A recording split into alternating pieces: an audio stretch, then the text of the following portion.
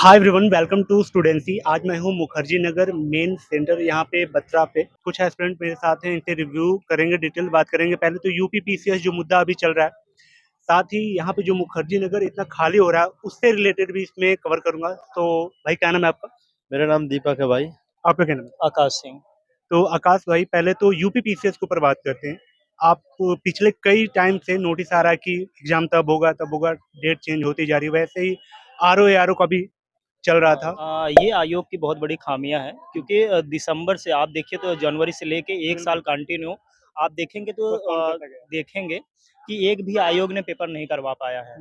और यहाँ पे जैसे ये बच्चे होते हैं, अगर आप कोई भी प्लानिंग करते हो, कोई भी सब्जेक्ट आप पढ़ते हो, तो आप कंटिन्यू 6 महीने 7 महीने या एक साल का प्लान करके आप चलते हो कि एग्जाम्स की डेट इतने दिन में एग्जाम्स आ जाएंगे और मैं इस टाइम पे पेपर हो जाएगा।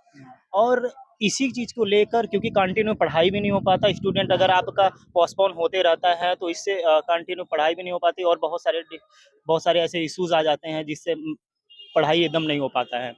तो ये बहुत बड़ी खामियां हैं आयोग का। और अभी तो सुनाई दे रहा था कि पहले हुआ कि अक्टूबर में 27 अक्टूबर को पेपर होने वाला है, फिर सुनाई दिया कि दिसंबर में होने वाला है, अब सुनाई दे रहा है कि मार्च और अप्रैल में होने वाला है। अब ये है कि आरओ का जो पेपर होने वाला है, अगर आरओ का पेपर भी नहीं होगा, इससे यूपी पीसीएस और आरओ के बच्चे जितने एस्पिरेंट है जो पेपर दे रहे हैं आरओ के लिए, उनके लिए ये बहुत ज़्यादा ही हाँ हेडेक हो जाएगा बहुत ज़्यादा।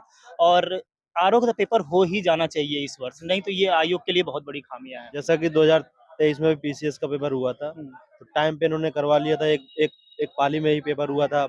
उसमें भी 5 से 6 लाख बच्चों ने पेपर दिए थे। तो ऐसा तो है नहीं कि इन लोगों के पास करवाने के लिए व्यवस्था नहीं है। मुझे ऐसा लगता है कि ये लोग इतना ध्यान नहीं दे पा रहे हैं कि जिससे भर्ती पूरी समय से प्रक्रिया पूर्ण हो जाए।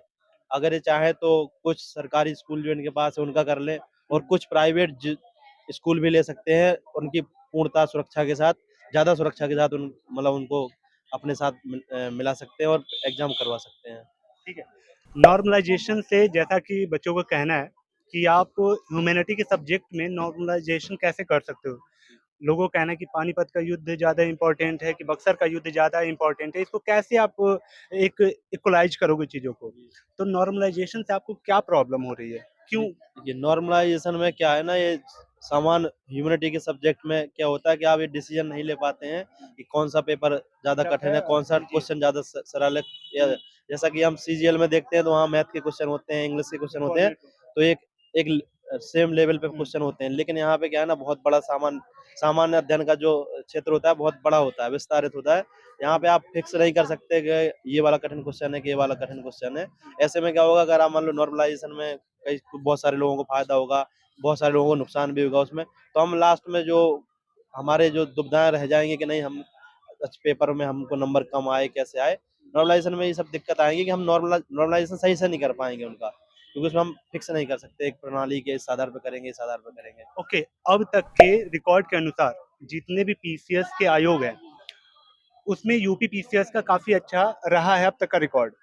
इस बार इन्होंने काफ़ी लम्बा खींच दिया चीज़ों को, तो उन पे सवाल उठने लगे। तो पिछले उनकी सफलताओं को ध्यान में रखते हुए इस बार की जो वो टालते जा रहे हैं, उनके पर्सपेक्टिव से आप क्या कहना चाहेंगे? उनकी ऐसी क्या मजबूरी हो रही है? मजबूरी देखिए, अभी तक जहाँ तक हम लोग को सुनाई दे रहा है कि सेंटर नहीं मिल रहा है। अगर जैसे पहले क्या होता था, कुछ प्राइवेट स्कूल में भी ये लोग करवा देते थे एग्जाम्स, तो वहाँ पे ये लीक का मैटर जब से हो गया कि पेपर लीक हो गया यूपी पीसीएस वाला 2023 का जो था, तो उसके बाद से ही इन्होंने लोग ये सोचा कि अब हम सरकारी जो गवर्नमेंट कॉलेज है उनमें कराएं।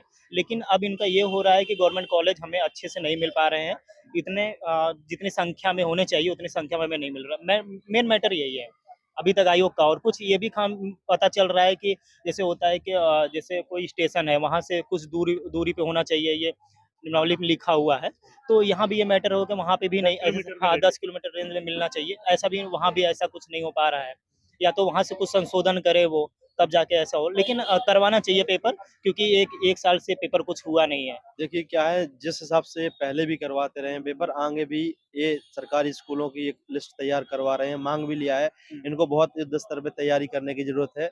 सरकारी स्कूल जितने इनको मिलते हैं, उसके बाद जो प्राइवेट स्कूल जिनकी ख्याति जिले में या फिर उस जगह पे अच्छी हो, उन कॉलेजों को ले, और जिनका नाम है कि ये प्राइवेट स्कूल अच्छे हैं और क्या है ना, सरकारी स्कूल ले तो लेते हैं, लोग इक्विप्ड नहीं होते हैं, अच्छी व्यवस्थाएं भी नहीं होती हैं, तो कुछ प्राइवेट स्कूल भी ले सकते हैं और उनको हाई सिक्योरिटी के लेवल पे पूरा अपना ध्यान रख के उनको अपना उसमें सूची में तैयार करें। यही सुझाव है, नहीं तो ऐसे तो भाई सेंटर मिलेंगे नहीं।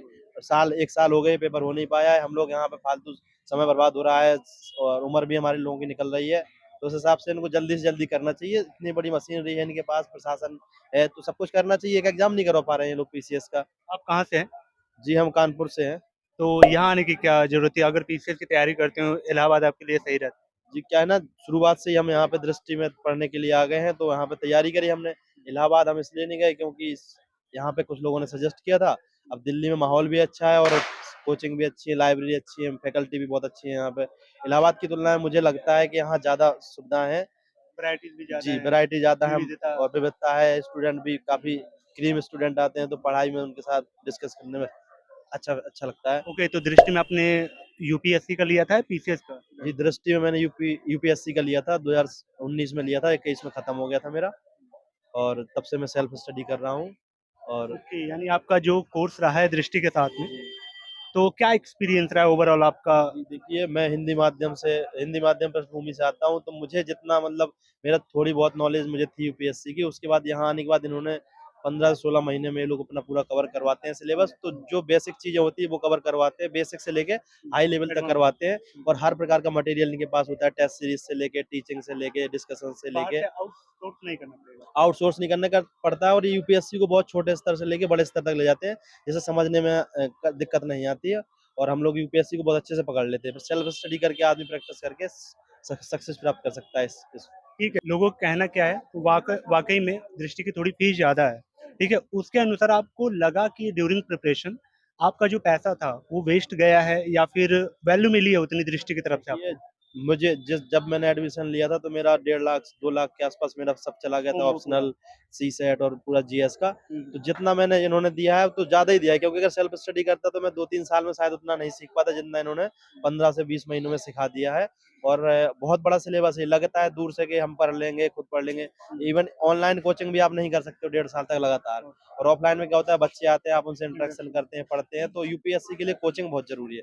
सेल्फ स्टडी में टाइम लग सकता है, उसके लिए आपको बहुत ज़्यादा करेज चाहिए, टाइम चाहिए, फोकस चाहिए, तब जाके आप कुछ कर पाएँगे। अगर आपका खुद का वो नहीं है, सेल्फ मोटिवेशन नहीं है, तो कोचिंग अच्छा माध्यम हो सकता है अपने अपने आप को ग्रूम करने का, तैयारी करने का और चीज़ में सफलता प्राप्त करने का। बिल्कुल। अभी भाई ने जैसा बोला कि कानपुर से यहाँ आने का सिर्फ़ इनका मकसद ये था कि यहाँ पे विविधताएँ ज़्यादा हैं, बच्चे ज़्यादा हैं, अलग-अलग थॉट्स के उनसे सीखना, इससे इनकी पर्सनैलिटी डेवलपमेंट होता है, ठीक है?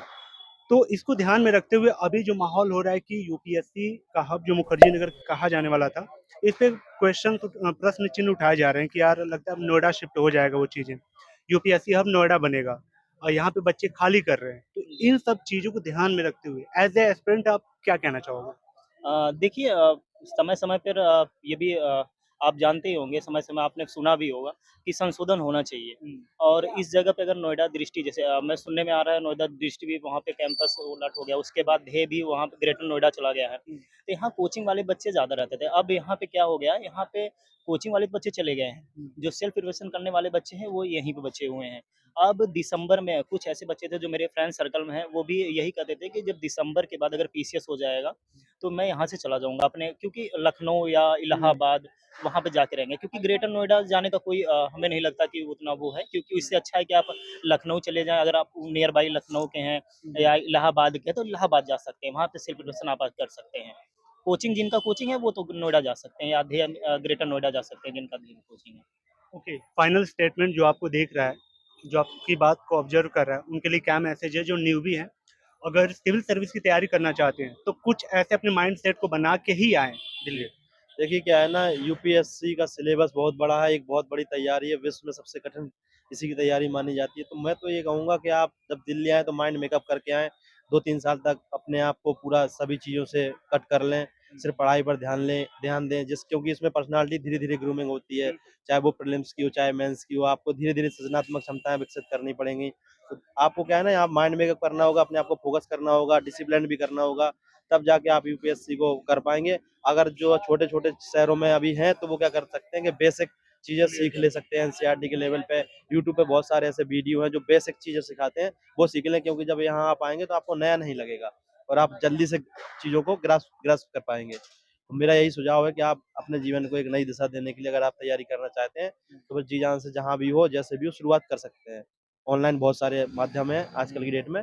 उसके बाद फिर इधर आएँगे तो आपको कोई बहका नहीं पाएगा, आप अच्छे से कोचिंग को चूज़ कर पाएँगे, मटेरियल चूज़ कर पाएँगे और पढ़ के बहुत जल्दी ही चीज़ों को पकड़ सकते हैं, समझ सकते हैं, सफलता प्राप्त कर लेंगे। आपने जो सीखा है अब तक में उनके लिए क्या मैसेज है? मेरा यही मैसेज है कि जैसे भाई ने बताया वो बहुत अच्छा बताया है। आप जब भी प्रिपरेशन स्टार्ट कर रहे हैं पहले आप 3 महीने पहले फ़ोकसली होके सिलेबस पहले समझिए अगर आप यूपीएससी प्रिपरेशन करने आ रहे हैं, तो पहले आप सिलेबस देखिए, पीवाईक्यू देखिए प्लस एनसीईआरटी इतना तो आप कवर करके ही कोचिंग को ही लें। क्योंकि जब कोचिंग करने आते हैं डायरेक्ट आपको कोचिंग में इन्वॉल्व हो जाते हैं, डायरेक्ट सिलेबस वहाँ पे सब्जेक्ट पढ़ाना स्टार्ट कर देते हैं, तो कनेक्ट नहीं कर पाता स्टूडेंट। इससे अच्छे पहले आप जितने टॉपर्स हैं उनके वीडियो लेक्चर पढ़ें यूट्यूब पे, आप वहाँ पे जाके देखिए, एनसीईआरटीज़ पढ़िए, उसके बाद पीवाईक्यूज़ जितने हैं उनको देखिए। आप अब एकदम माइंड मेकअप अपना करके आइए कि यूपीएससी आपसे चाहता क्या है। एक सिविल सर्वेंट होने के लिए आपको क्या-क्या ज़रूरतें हैं उसको आप देखिए। फिर आप देखिए कि कौन से हमारे कोचिंग के लिए कौन-सा बेटर है, कौन-सा हमारा सब्जेक्ट वीक है, कौन-सा नहीं है। और फिर आपने आप ये भी देखिए कि अभी भी देखिए ऑप्शनल उतना कवर करने की लेकिन हाँ, जीएस आप अच्छे से एक बार मेकअप करके माइंड मेकअप करके ही जीएस आप आएँ, कोचिंग जॉइन करें। आपने कोचिंग ली थी? हाँ, जी नहीं मैंने सेल्फ प्रिपरेशन किया है। Okay, thank you so much आपका ओपिनियन थैंक यू। शेयर करने के लिए। होप गाइस वीडियो आपको वैल्यूएबल लगी हो। कैसी लगी वीडियो कमेंट करके बताएँ, कोई क्वेश्चंस हो कुछ डाउट्स हो तो वो कमेंट बॉक्स में कमेंट करें ताकि मैं उस पे कवर कर पाऊँ अगली वीडियो। चलिए मिलते हैं किसी और अच्छी शानदार वीडियो में, भाई लोग को विशेष दे सकते हैं इनके एग्ज़ाम के लिए। Thank you so much.